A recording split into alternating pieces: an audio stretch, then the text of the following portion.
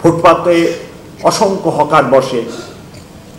আমি ব্যক্তিগতভাবে মনে করি তাদের সংসার আছে, ছেলে মেয়ে আছে, এবং এত সংখ্যক হকারকে আপনি হঠাৎ করে না করে দিবেন, এটা বিষয়টা একটা অমানবিক হয়ে যায়।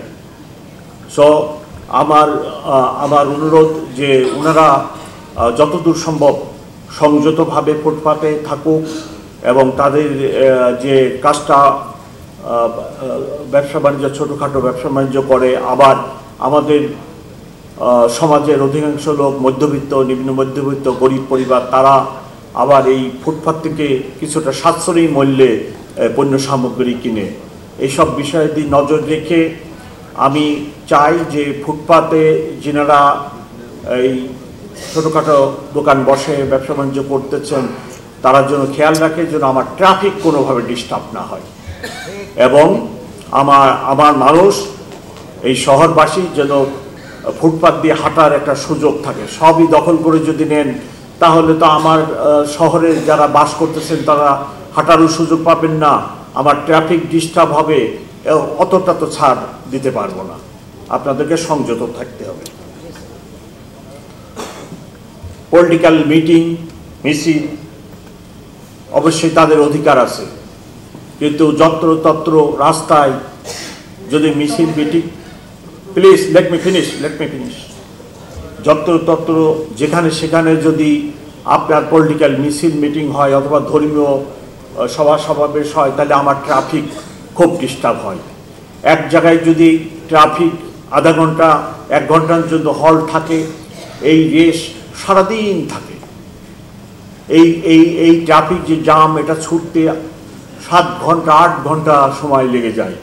সো আমি ওনাদেরকে রিকোয়েস্ট করব, আপনারা যখন ধর্মীয় মিটিং, পলিটিক্যাল মিটিং, সামাজিক মিটিং, সমাবেশ করবেন, একটা বদ্ধ পরিসরে এরূপ একটি জায়গায় যদি করেন তাহলে আমাদের ট্রাফিক ব্যবস্থাপনায় সুবিধা হয়।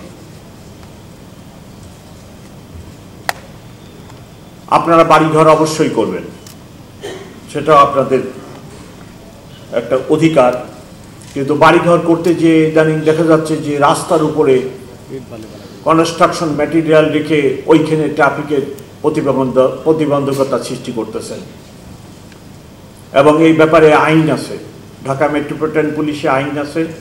আপনার এই ইট বালুর যে রাস্তার উপরে রেখে মানুষের চলাচলে প্রতিবন্ধকতা সৃষ্টি করতেছেন, তার বিরুদ্ধে মামলা নেওয়ার ব্যবস্থা আছে। আমি রিকোয়েস্ট করবো, আমি ওই ধরনের ব্যবস্থার দিকে যেতে চাই না। আপনারা নিজেরা এইসব ব্যাপারে সতর্ক থাকবেন। আরেকটি ইম্পর্টেন্ট বিষয়, সেটা হলো যে মাদক, সমাজের রন্ধ্রে রন্ধ্রে মাদক ছড়িয়ে পড়ছে, এবং যারা মাদক সেবক তাদের টাকার অভাব হলে তারা আবার ওই ছিনতাইয়ে যুক্ত হয়। সো মাদক নির্মূল করা, মাদককে মোকাবেলা করা, মাদক ডিলারদেরকে ধরা, এটাও সামাজিক আন্দোলনের মাধ্যমে করতে হবে। সব দায়িত্ব যদি আপনারা পুলিশের ঘাড়ে চাপিয়ে দেন তাহলে পুলিশের পক্ষে এত সমস্যা মোকাবেলা করা অত্যন্ত কঠিন।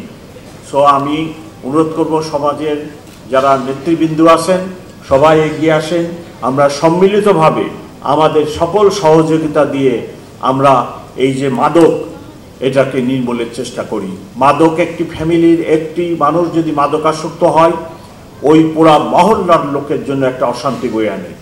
সে তার ফ্যামিলিকে ডিস্টার্ব করে টাকা পয়সার জন্য, সেখান থেকে তাদেরকে নিঃশেষ করে, তারপরে প্রতিবেশীদের ঘাড়ে চাপে, প্রতিবেশীদের এটা চুরি করে, ওটা চুরি করে, তারপরে রাস্তায় যেয়ে ছিনতাই শুরু করে।